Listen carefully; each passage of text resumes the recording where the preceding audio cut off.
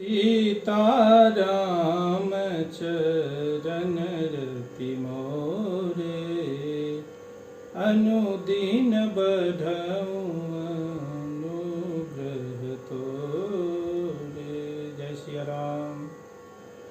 आज मैं वास्तु शास्त्र के ऊपर में जो मैंने पाठ्यक्रम स्टार्ट किया था, शुरुआत किया था, उसके रेमेडीज के बारे में जो आप लोगों को साथ में शेयर कर रहा था, उसी को आगे बढ़ाते हुए ईशान कोण के ऊपर में आज मैं उपाय और उसकी क्या महत्व है इसके बारे में हम चर्चा करेंगे। उससे पहले कल पंचमी तिथि है, आषाढ़ मास की पंचमी तिथि, जो कि अभी गुप्त नवरात्रे भी होते हैं।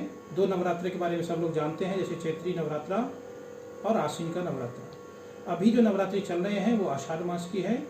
इस पूरे साल में 4 नवरात्रि होते हैं, उसमें कल पंचमी तिथि है। माता स्कंद माता को ध्यान करते हुए हम कार्यक्रम को आगे बढ़ाएंगे। हालांकि इसका जो सब्जेक्ट है वो मेंटल वेलनेस।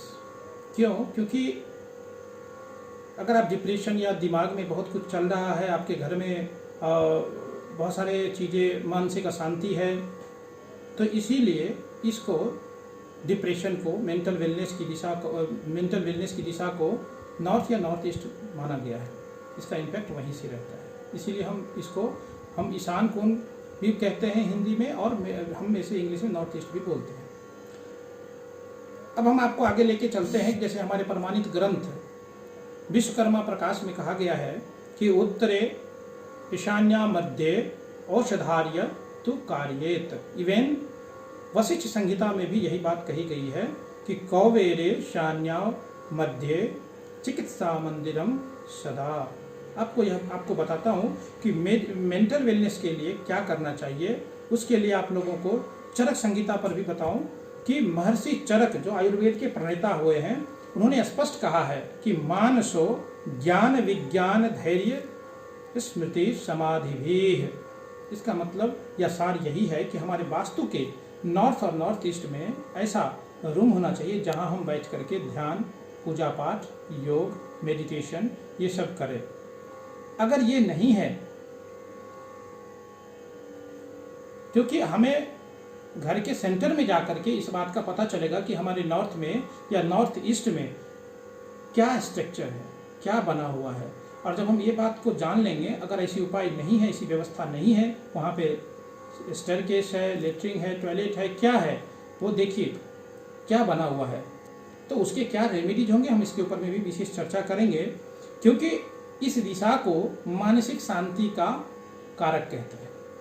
वास्तुशास्त्र के हिसाब से कहते हैं कि ईशान ददाति ज्ञान चक्षुः ईशाने चित्त उत्तरी उररी भवेत। इन दोनों चर्चाओं का सार यही है कि नॉर्थ या नॉर्थ ईस्ट के बीच में या फिर नॉर्थ ईस्ट में हमें अब उपासना, मेडिटेशन, योग, पढ़ाई लिखाई यही करना चाहिए। और अन्य मेथड से भी अगर इसको देखते हैं, जिसको शास्त्र में बताया गया है वास्तु पद देवता विन्यास, वो भी यही बताता है कि ईशाने वास्तु शिरः।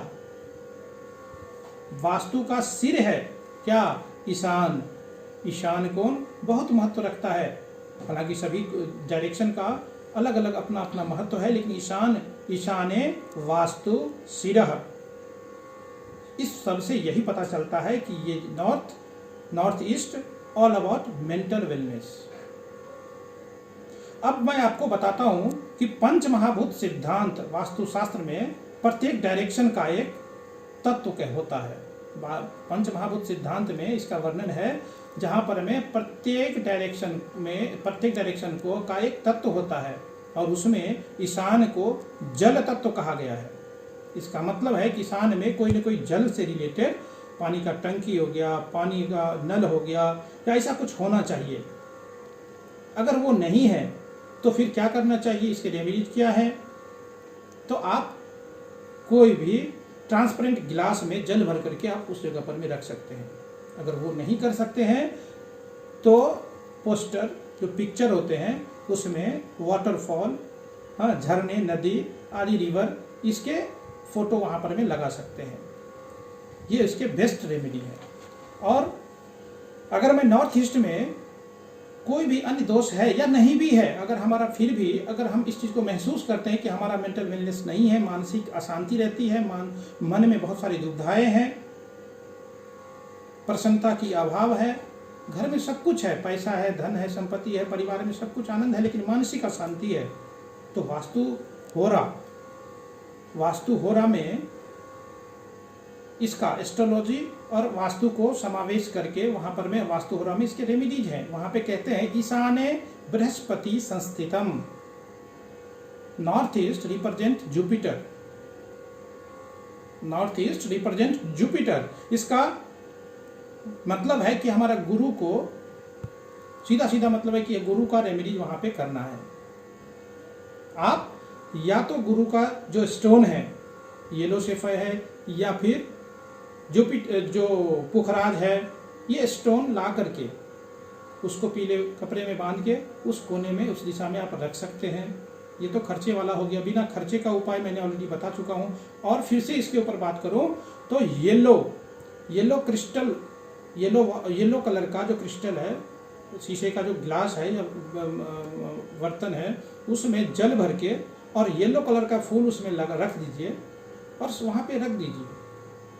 ये सबसे बेस्ट रेमेडीज है, इससे आपको त्वरित फायदा होगा।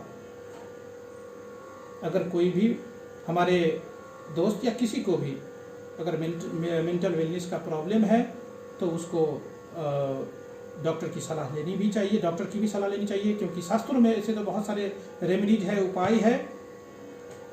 अगर आप कुछ नहीं करेंगे तो फिर तो कुछ होना नहीं है, क्योंकि आपको कुछ ना कुछ तो करना पड़ेगा।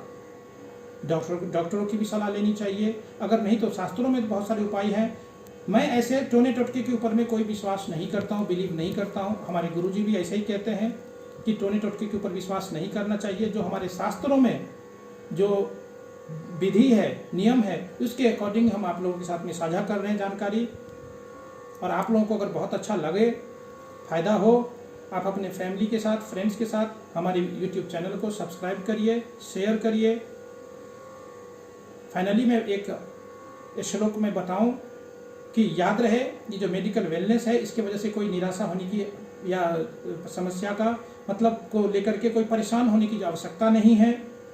इसमें महाभारत में वेद व्यास ने स्पष्ट कहा है, प्रज्ञया मानसम दुखम हन्यात शरीरम औषधे। इसका मतलब है कि फिजिकल डिजीज के लिए हम मेडिकल का सहारा ले सकते हैं, लेना ही पड़ेगा। लेकिन जो मानसिक अशांति है या मानसिक जो दुख है, उसको दूर करने के लिए हमें योग, मेडिटेशन, पूजा पाठ, जो हमारे शास्त्रों के हिसाब से जो रेमेडीज है, इनका सहारा लेना चाहिए। जय सिया राम। हम इसी पाठ्यक्रम को आगे बढ़ाते रहेंगे, आप लोगों के साथ साझा करते रहेंगे। अगर आप लोगों का प्यार ऐसे ही दिन प्रतिदिन बढ़ता रहे, आप लोगों का साथ मिलता रहे, हम आपके साथ में एस्ट्रोलॉजी के ऊपर में भी आएंगे। अभी वास्तु के ऊपर में चर्चा चल रही है। अभी 25 तारीख आज के दिन से शुक्र वक्री से मार्गी होने जा रहे हैं। इससे भी अलग अलग, क्योंकि गोचर में शुक्र का अभी वक्री थे जो मार्गी हो रहे हैं, अलग अलग राशियों के ऊपर में इसका अलग अलग प्रभाव भी पड़ेगा। अब इन सब सारी चीज़ों को चर्चा करेंगे, बहुत लंबा वीडियो हो जाएगा, लेकिन हम आएंगे धीरे धीरे से, सब विषयों के ऊपर में हम आप लोगों के साथ चर्चा करते रहेंगे। जय सिया राम, जय श्री कृष्ण।